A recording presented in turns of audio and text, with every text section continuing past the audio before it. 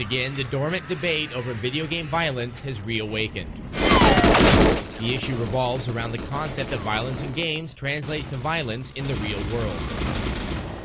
Last April's massacre at the Littleton, Colorado high school fueled an anti-game violence campaign.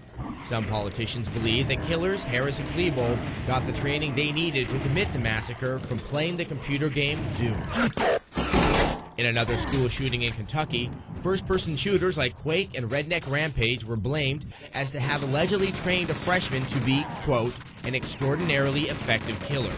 Of course, these allegations did not sit well in the gaming community. It's very easy to attack the video game business. We're a new business. We're rapidly growing. We don't have the kind of political connections of the NRA or the movie business. Some TV shows have used Sega's arcade game House of the Dead as an example to show how violent video games have become easily accessible to young children. Sega's president recalls one such show.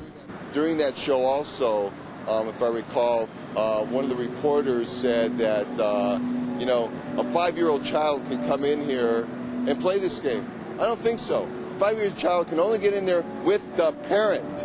And so where is the parent? So in some deeply troubling cases... And the debate has reached the top.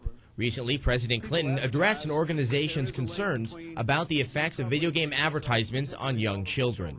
So we ought to think twice about the impact of ads for so-called first-person shooter video games, like the recent ad for a game that invites players to, and I quote, get in touch with your gun-toting, cold-blooded murdering side. We think we can probably do a little bit better job in some of the kind of print ads that we see. We think we can do a better job in educating the public and parents about the rating system. Lincoln echoes the general consensus of the game industry. That's why in 1994, the industry decided to regulate its games by adapting the Entertainment Software Rating Board system. And although enforcement has been an issue, IDSA's president, Doug Lowenstein, believes government intervention is not the solution. I think it's very dangerous when the government tries to impose its taste, its morality, its standards on the general public. We think consumers need to make the choices. We need to empower consumers to have the information to make those choices, and we ought to keep the government out of it. And what do the consumers think about the debate? 57% of the consumers in a study conducted by the